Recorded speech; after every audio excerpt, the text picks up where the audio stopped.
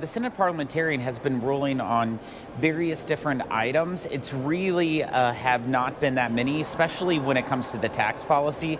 These are things that we have been very careful that when we were trying to draft the legislation over on the House side, that it would be BERT compliant and be able to follow the rules of reconciliation, and that would fly for the parliamentarian. However, a few things that might have to be changed will be done before we send the final bill over to. Well, and what are those few Senate. things, Mr. Chairman?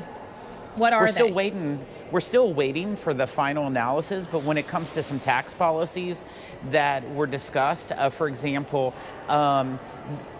provisions that was in the bill that affect non-for-profits that are funding terrorism, that was not a budgetary impact, and so it had to be taken out. It's things like that, nothing of major significance that will alter the bill.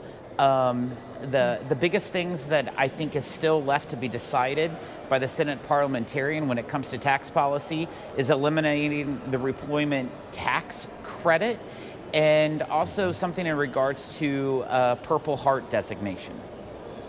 Interesting. Mr. Chairman, I know there's an important Rules Committee meeting on the House side about an hour from now. Will those changes be made in that session so you can do this before it's technically in the hands of the Senate?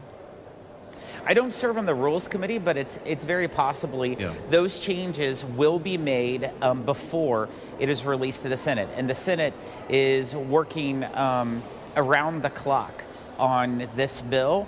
They've been working with their fellow colleagues over in the Senate and trying to thread the needle that we thread over in the House of Representatives. It's very, very tough to thread that needle when you look at the debt and deficit hawks, that some want to cut more money, others think you're cutting too much. It's the same way with all the green credits. Some folks want the green credits eliminated immediately, others want to use a scalpel and look at an approach. And it's the same way with the state and local tax deduction. There's some senators over there that they don't like it, but they know that they have to balance it in order to make sure we get 218 in the House and 51 in the Senate. Well, and it doesn't look like they're stopping at changes to SALT. We've heard talk as well of senators, the Senate looking to make changes to the no tax on tips and overtime measures that were included in the House package. In fact, the Senate Budget Chair, Lindsey Graham, told Semaphore in an interview earlier today that he thinks those things may not fit in this mega bill. Therefore, there might need to be another budget reconciliation package later down the line. And Mr. Chairman, I wonder what your response to that is. That's a no-go. It would be dead on arrival. The senators need to know that we have followed through. We passed this one big, beautiful bill. It's what the president has asked. They need to do the same thing. There's no reason for those senators to kick the can down the road on priorities that the president campaigned on. No tax on tips, no tax on overtime. These are items that the president spoke at every one of his rallies, and 77 million people voted for him. The House delivered on it. The Senate will deliver on it as well. Well, Mr. Chairman, we just arrived at one deal breaker in your words here, and I wonder what some of the others are. You hear all the same talk that everybody hears. In fact, I'm sure you know a lot more about it than we do, which is why we're glad to have you with us today. When you talk about changes to SALT, you talk about pulling out the so-called revenge tax, maybe some of the green incentives that are in there. What's the deal breaker on the House side? Because the conventional wisdom we keep hearing is the Freedom Caucus will deal with it if the SALT number stays where it is, for instance, that some of the issues from the more conservative members of the House will have to be dealt with because you need to keep the moderates, the New York, New Jersey, California delegations happy. Am I anywhere close to true on this? The deal breaker is whenever you get out of balance. We struck a very good balance of passing a bill 215 to 214 in the House of Representatives. You have to thread a very narrow needle, and that's what the deal breaker could be, is if the Senate adjusts it too much one way or the other. You could either lose members of the right flank, or you could lose members on the left flank. And so those are things that we're balancing, and that is what could be fatal. But failure's not an option. We're going to get this done. Leader Thune, Chairman Crapo, they are navigating it over on their side of the building, and they understand the huge dynamics that we have within the House of Representatives, and they're going to make some changes over there, but I don't see those to be mega changes that are going to be catastrophic. It's going to be changes that probably will make the bill better. Well, what about the change specifically, or the decision to drop the AI regulation moratorium? Have you heard from colleagues in the House as to whether or not that's a deal breaker for any of them? We've had colleagues in the House that has raised a lot of concerns about it. Of course, that was not in the Ways and Means jurisdiction whenever it was put in, but it's something I think that the Senate I know that the Senate is definitely addressing. I'm curious as well about some of the green incentives, Mr. Chairman. There's reporting that more than 30 owners of rural energy companies are swarming the Hill today, knocking on doors. Maybe they've been knocking on yours to urge Republican lawmakers to preserve clean energy tax credits. Let's put EVs aside and the whole Elon Musk conversation. When it comes to wind and solar, if those are restored in the Senate, is that a deal breaker in the House?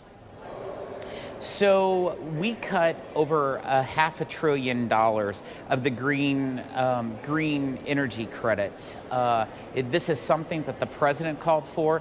This is something that the majority of the House Republicans called for. You have to understand, not one Republican in the House or the Senate voted for these green credits in the Inflation Reduction Act. And so we tried to use a very balanced approach so that it didn't rip the rug from underneath industries that have invested already within the current tax policies, and we figured out a way to phase it out over a period of time. You just have to be balanced. We cannot be extreme in just ripping them away. We cannot be extreme in not taking them away. So it's right in the middle. You have to be right in the middle, and that's what we're doing. Well, and as you talk about needing to be right in the middle, how this is a very difficult line to walk for both chambers, Mr. Chairman, when we consider the Congressional Budget Office yesterday released another estimate of when the U.S. will reach the X date, when it can no longer fulfill its debt obligations, guessing that could be as soon as mid-August when you and your colleagues are on recess. Can you rule out entirely that the debt ceiling is not going to have to be addressed separately if by the end of July this bill has not worked its way through both chambers? What odds would you put around that? The House has increased the debt ceiling. We've addressed that in the One Big Beautiful Bill. The Senate needs to act. We have said all along, let's put this bill on the president's desk by July 4th, and then you have nothing to worry about. The Senate trying to break different items in 15 different bills is a no-go. We have delivered in the House. They need to deliver in the Senate. Mr. Chairman, I wonder if you've had a chance to speak with Elon Musk or any of his allies since he took a position of opposition on this bill, and whether he's giving members of the Freedom Caucus or anyone in the Republican conference in the House, or for that matter, Republicans in the Senate, cover to vote no. Let me just say this. The bill that we passed, the One Big Beautiful Bill, is the largest cut to spending in the history of our country, almost $1.7 trillion. With all the great work that Elon and Doge has done in cutting, they cut $175 billion in 5 months. The bill that we passed out of the House cut $1.69 trillion. Could we cut more? I would love to cut more, but it's still the largest cut in the history of America. And that's what I like to point out. Whenever people try to use the accounting measure saying that it's going to add $2+ trillion to the deficit, I believe that that is funny math, because what they are referring to is existing tax policy is going to cost roughly $4 trillion. And that's not the case. Our revenues into this country right now is 17.2% of GDP. And if you look at the historic level over the last 50 years, revenues to GDP has been right at 17%. We don't have a revenue problem. We have a spending problem. Well, finally, Mr. Chairman, on the revenue side, tariffs, of course, factor into that equation. And just quickly, we have a minute left here on tariffs. The Treasury Secretary, Scott Besson, is currently still in London working on trade negotiations with China that are expected to go late into the night local time. Are you still expecting him before the committee for his testimony tomorrow morning? I am still expecting him before the committee. It looks like he may have a long night, but I'm grateful for the work that he's doing, Howard Lutnick and Ambassador Greer is doing, because they are working and representing the United States when it comes to China and all the other countries coming to the table to make sure that the American worker, American manufacturer, and American farmer is treated fairly on a world stage.